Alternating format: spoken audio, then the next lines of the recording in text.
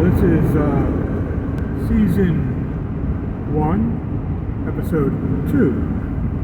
Last week, last Sunday, I just had this really weird feeling.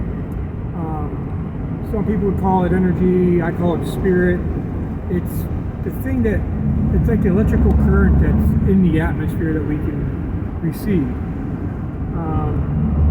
If you are a Christian and you ever experienced the Holy Spirit, it's that kind of a gumption. And being that I'm a Christian, that's pretty much what I associate it with. However, I have friends and family that aren't Christians, and they refer to it as an energy, and I understand where they're coming from. I really do. But whatever it is, last week, Sunday, it was like this ton of bricks hit me, like, hey, I don't know what it was exactly. The only thing that I could say is I felt deeply attached or wanting to reach out to someone and saying, I'm here for you. And that happens to be my little pseudo. And so I made up that mind that I'm going to do this. And that was Sunday night. And so, you know, I recorded the first episode because this is how we're going to do this, and it's just whatever it is. And I should have done this yesterday, but typically Monday is my internet day and all that kind of fun stuff. And yesterday, being the fact that I'm getting ready to go. I say we because I got Moose with me. I'm getting ready to go to Daytona. First, I'm going to go to a car show with cousin Mike in Georgia. Then we're going to go to the deep sea fishing, and then over to Turkey Run in Daytona, Red 33, and then we're going to go over to. I'm going to go see my mom, and then I'm going to come back home to Pseudo. And until then, though, you know, every week I'm going to try to do a little update just to let you know what's going on. The website's still in maintenance mode. We haven't really done much. Got fish fry, we have fish that are dying, all that kind of fun stuff, which I expect because we use city water. And, well, we'll get all into all that later on. So on Sunday night, about 3 o'clock in the morning, I'm like, when I realized that, hey, you know what? I woke up and I want to be a dad. I want to take the responsibility. I want to be this guy. I've only been chasing the mother of this daughter, of my daughter, for 18 years. And the last 4, I've been in and out of her life here and there. But Sunday, there was an energy shift. And I didn't understand what was going on. I just felt compelled to let this little girl know, yes, I'm going to be your dad, pseudo dad, whatever you want to call me. I don't care what the term is. I'm going to be here as a role model, male role model, as a dad, and do things that dads do. And as I continue to do what I came here to do, which was learn unconditional love. I thought unconditional love was being able to love someone who doesn't believe like you and still be part of their life and things of that nature, and still, you know, and you know, actually have a relationship with someone like that. And you know, that is part of it, and that's that fillet thing, love. Okay, and then there's unconditional love that is kind of like, well, it's the love for a kid. I mean, for your child, for your offspring, for your family. And of course, sometimes that love is damaged, broken, and with good intentions. I mean, not trying to break it, not trying to be mean about it, but sometimes families just break. And it's sad to say.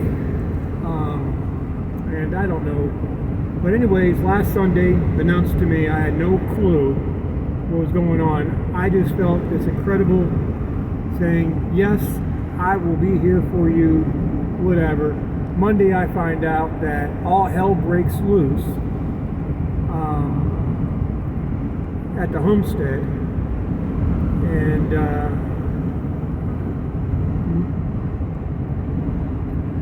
for lack of a better word, I don't understand the doctrine of some people, and needless to say, Pseudo and her mom had to leave the property and go find a place and scramble and whatever. And there's a lot that goes in, there's a lot of reasoning behind it. It wasn't just like, hey, I woke up and said, hey, you got to go. No, there was other things involved, and though I don't understand it all, and I don't get in the middle of family affairs.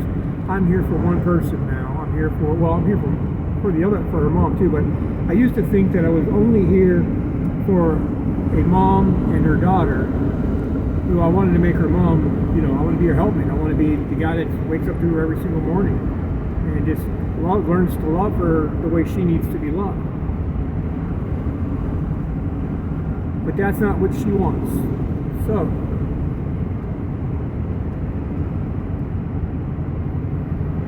I had to make a decision based on our 18 years of friendship, and the fact that every time that she decides that she wants to, I show up in her life, and when she's single, every time she pops up single, I'm there. And I don't know why that is, but it is. And then,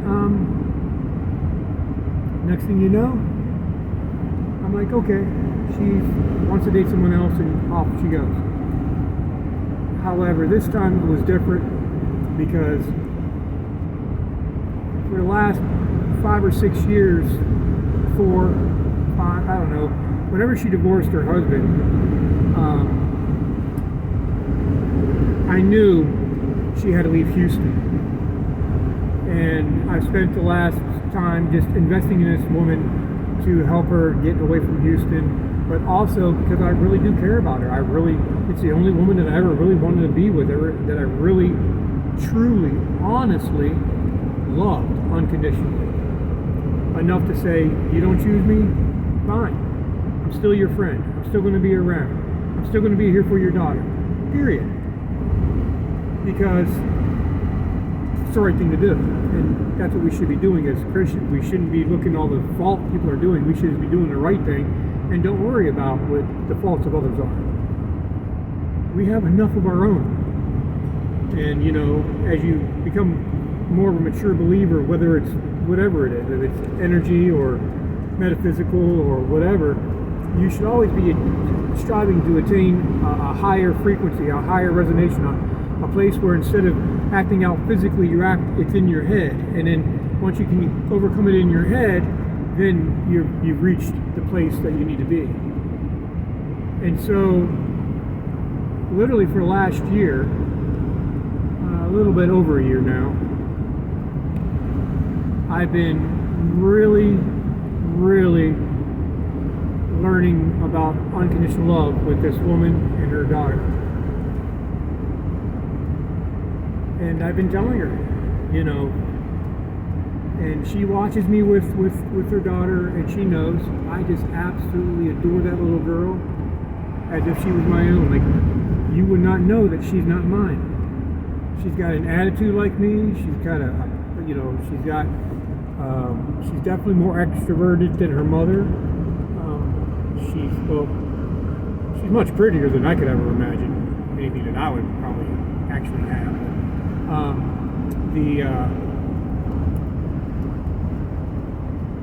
The whole concept of being a dad is really my heart's desire. I would much rather be a dad than a lover any day of the week. And I've spent enough time helping children and families recover from poverty in the homeless shelters, from abuse through the foster care system, And, you know, I was just a pawn in all these things, and I just decided that all of this education that I have on what not to do in a family is where I'm at. And so on Tuesday, I went over to see Suda and her mom, and let her know that no matter what happens, I'm going to be around. I'm going to be around. I'm going to be here for her. And so I let her know that. And then sometime between Tuesday night and Wednesday and Thursday, all hell broke loose. One day on the job.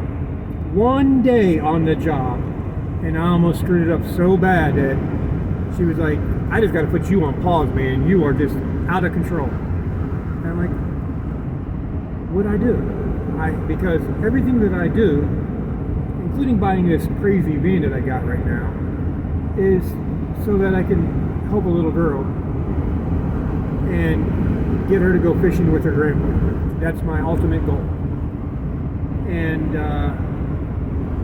I have a relationship with Grandpa that Mom used to have, but unfortunately, because of her choices and his choices, they no longer see eye to eye at all. And hence they left the property, because whether they were kicked off or whether they were, hey, if you're going to do this, then you need to go. These are our rules. Whatever it is, they parted ways. And me, I'm still friends with those people and still friends with the other people involved, and going to continue to be. I'm just a neutral guy that's just trying to be a dad, and apparently I'm failing my first day. So then things go on, and she realizes, her mom realizes that I really wasn't trying to be mean or do something to do anything other than just be a guy that really wants to see his daughter happy. And so she forgave me, because I did step out of my bounds. I mean, I said some stuff, but I also said things that were out of context, because her and her dad and I have been working on homesteading stuff for the last month and talking about all kinds of things. And he knew how I felt about her and the whole situation going on. And so, whatever. It really doesn't matter. What matters is that on Saturday, I went back to the homestead, or the compound, or whatever you want to call it, and saw Grandpa and the uncle, and wanted to clear the air, make sure that whatever's going on, I'm not involved. I'm here to help, homestead. And they were fine with that. They're cool. They're all accepting of that. And then I got the opportunity then to go see my Suda. And we took a little walk around the property where she's living, and took a little walk around and just had a conversation. And